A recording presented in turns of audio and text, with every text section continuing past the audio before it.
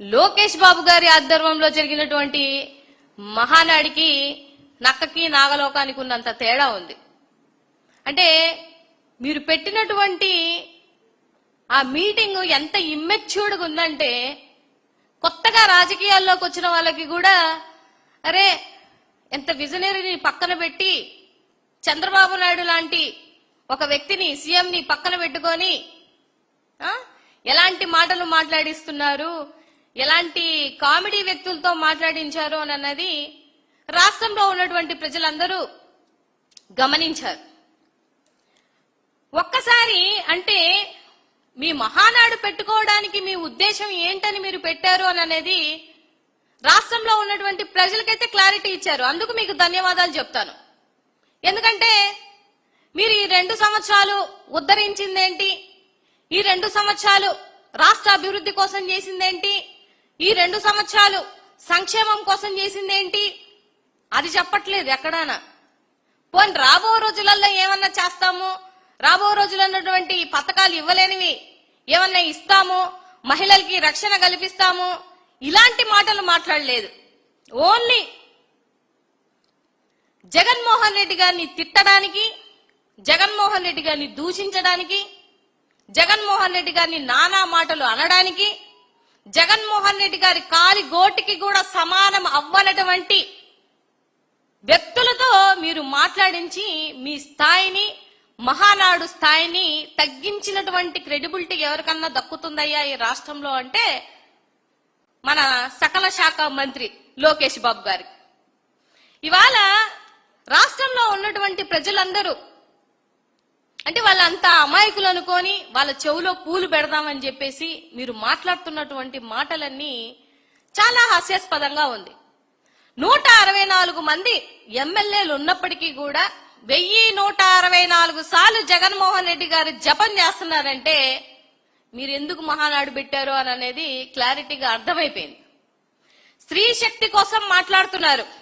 అక్కడ చాలా ఉద్ధారకులు, స్త్రీల కోసం పోరాడి శ్రమించినటువంటి ఉద్ధారకులు ఉన్నట్టు మాట్లాడుతున్నటువంటి మిమ్మల్ని కొన్ని మాటలు అడుగుతాను ఒక మహిళగా. స్త్రీ శక్తి అంటే మీ దృష్టిలో ఏంటి సార్? లోకేష్ బాబు గారు మీ దృష్టిలో ఏంటండి? మీ మహానాడికి మహిళలు రావట్లేదని చెప్పేసి మీరు మంది ఇచ్చినా రావట్లేదు, బిర్యానీలు ఇచ్చినా రావట్లేదు, జనాలు రావట్లేదని చెప్పేసి కొన్ని ఏరియాలో ఎంత సిగ్గు చేయడంటే రికార్డింగ్లు కూడా పెట్టి పిలిపించుకుందామని. అంటే మీకు ఒక స్త్రీకి మీరు ఇచ్చినటువంటి విలువ ఏంటనేది మీరు పెట్టినటువంటి రికార్డింగ్ డాన్సులను బట్టి అర్థమైపోతుంది కదండి. నాకు అర్థమవట్లేదు. ఒకసారి ఆలోచించాలి కదా. అంటే మీ స్త్రీ శక్తి ఎలా ఉంటదనంటే కనిపిస్తే ముద్దన్న పెట్టాలా లేకపోతే కడుపన్న చేయాలి, అది మీ దృష్టిలో స్త్రీ శక్తి. ఇంత దారుణమైనటువంటి పరిస్థితిలో ఉన్నారా? అసలు మీ ఆధ్వర్యంలో జరిగినటువంటి మహానాడు ఎందుకు పెట్టారు? చంద్రబాబు నాయుడు గారి క్రెడిబిలిటీని తగ్గించడానికే పెట్టినట్టు అనిపించింది నాకు. ఎందుకంటే అక్కడ జరిగినటువంటి మీ పర్ఫార్మెన్స్లు చూసి జగన్మోహన్ రెడ్డి గారికి కాదు భాస్కర్ అవార్డు ఇవ్వాల్సింది మీ తండ్రి కొడుకులకి ఇవ్వాలా. భాస్కర్ అవార్డు కానీ ఇంకా అంతకన్నా బెటర్ అవార్డులు ఏమన్నా ఉంటే అంత పర్ఫార్మెన్స్ చేశారు. అంటే ఈ పర్ఫార్మెన్స్ ఏదో రాష్ట్ర ప్రజలకి చేసినటువంటి సంక్షేమం మీదో అభివృద్ధి మీదో లేదు, మేము రాబో తరాలకి ఇది చేయబోతున్నామని చెప్పినటువంటి విషయంలో చేసుకుంటే చాలా బాగుండేది. నిన్న అనిత గారు అంటున్నారు పార్లమెంటులో 33% పెట్టినా పెట్టకపోయినా మా లోకేష్ బాబు గారి నాయకత్వంలో 2029లో మేము చేయబోతున్నాము అని అన్నారు. అనిత గారు నేను ఒక మాట అడుగుతాను మిమ్మల్ని, అసలు మీకు హోంమంత్రి పదవి ఎలాగొచ్చిందో పోనీ అదన్నా మీకు క్లారిటీ ఉందా?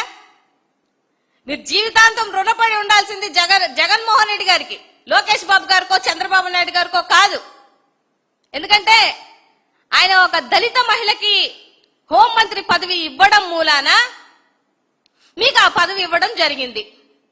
అదే నిజంగా మీ మీద అంత ప్రేమ ఉన్నట్లయితే, అంత కన్సర్న్ ఉన్నట్లయితే మీకు గతంలో మంత్రి కూడా ఇవ్వలేదు కదా.